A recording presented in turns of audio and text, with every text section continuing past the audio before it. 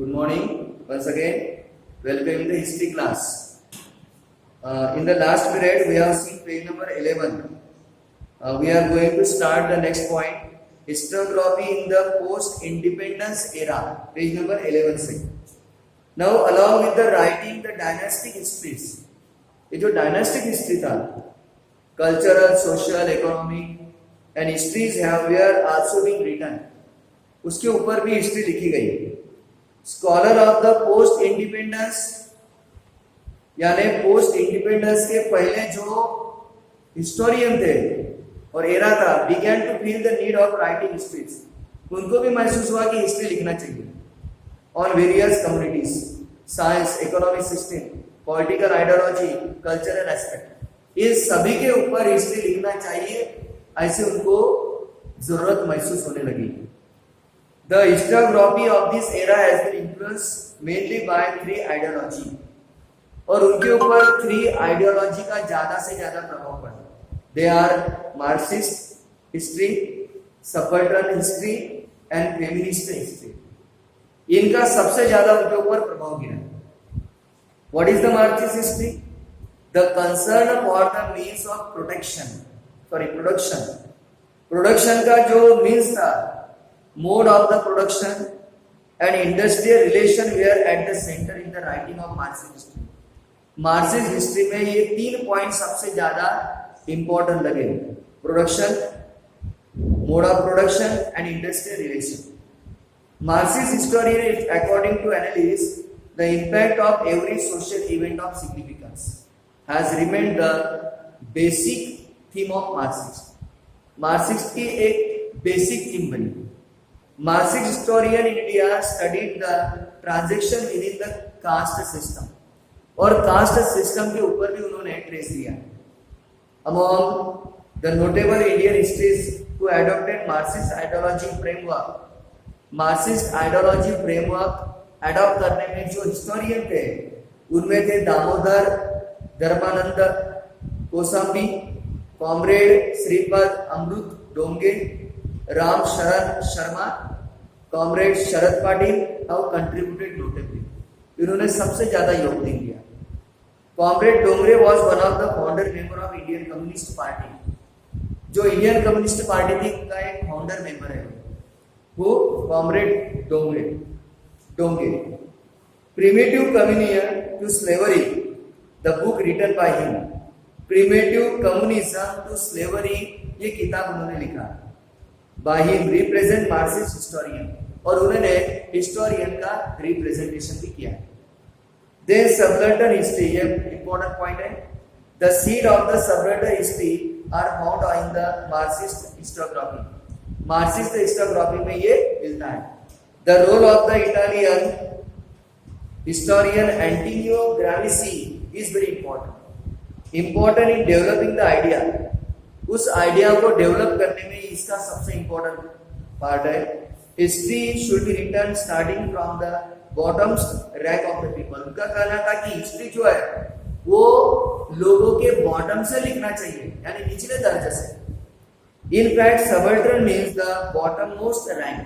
Subaltern का ही मतलब होता है bottom most rank. folklore has been considered as a very important source of writing subaltern histories. Subaltern history का सबसे बड़ा सोर्स अगर कोई है तो वो है फॉकलोर, लोककथा, लोकगीत. Ranajit Guha Indian historian played a major role in establishing subaltern history. Subaltern history में एस्टैब्लिश करने में रंजीत गुहा का सबसे इंपॉर्टेंट पार्ट रहा. So as important academic school of historian. However, we may point out that much before the onset of subaltern ideology, similar thoughts were expressed by Mahatma Jyotiba Phule.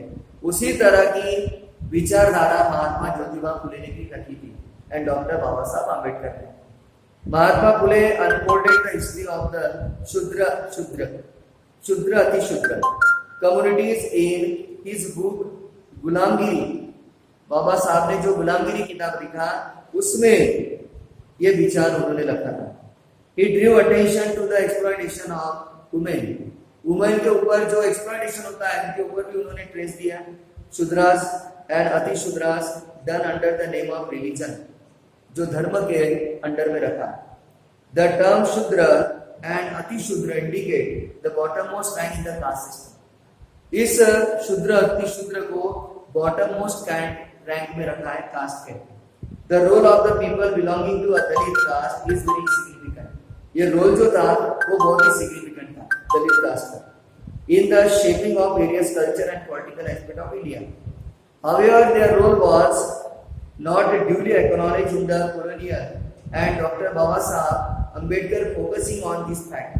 और उसी fact के ऊपर बाबा साहब ने जोर दिया. Two of his book, उन्होंने 2 किताबें लिखी बाबा साहब ने, Who Were the Shudras and Untouchable. May be cited an example of history of suburban time. ये suburban history का एक अच्छा example है. Then feminist history.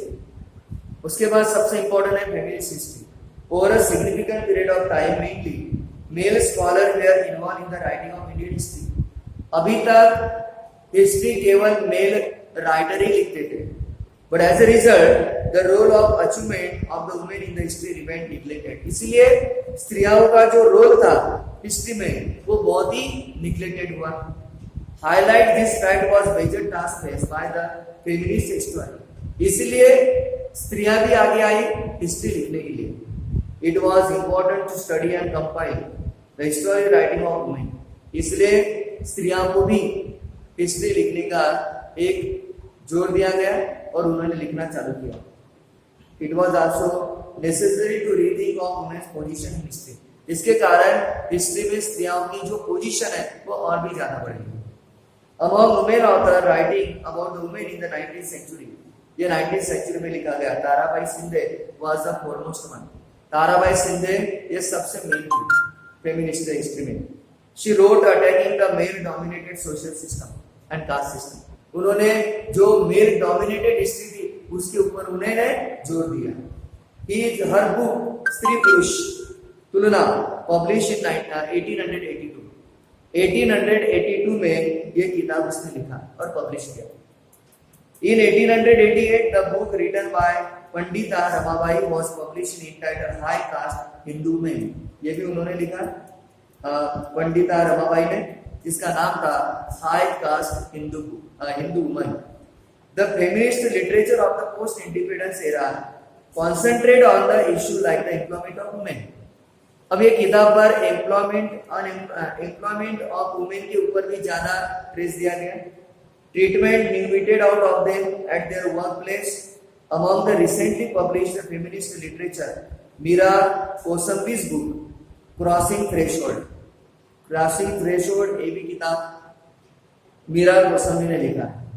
Feminist essay in social history is one of the importance. It contain essay on the life of story of women. और इस पर स्त्रियों के जीवन के बारे में भी लिखा गया. Like Pandita Ramabai and doctor Rukminibai, the first practising lady doctor of India. भारत की ये पहली महिलाएं डॉक्टर है. Lot of literature is available unfolding the viewpoint of Dalit women in Maharashtra. Dr. Sharmila Rege's work is noteworthy. Dr. Sharmila Rege ने जो work किया है वो बहुत ही तारीफ लायक है. Her book writing caste, writing gender, reading Dalit women's testimonies include her essay on the autobiography of Dalit women. There have been a number of Indian history. Indian history में बहुत सारे हैं. वो wrote without embracing particular ideology, जिन्होंने particular ideology के ऊपर जोर नहीं दिया. बट सर जदुनाथ सरकार, Surendranath Seth, Riyasatkar, G S Sardesai, Trimbak Shankar, Shejwalkar and are noteworthy. ये बहुत ही इंपॉर्टेंट है. In the recent time histories like the Yashwant Dinkar Phadke, Ramachandra Guha have contributed extremely to historiography of modern India. Modern India में इनका सबसे बड़ा योगदान है. Thus, it is evident that Indian historiography has been influenced greatly by the social and political movement.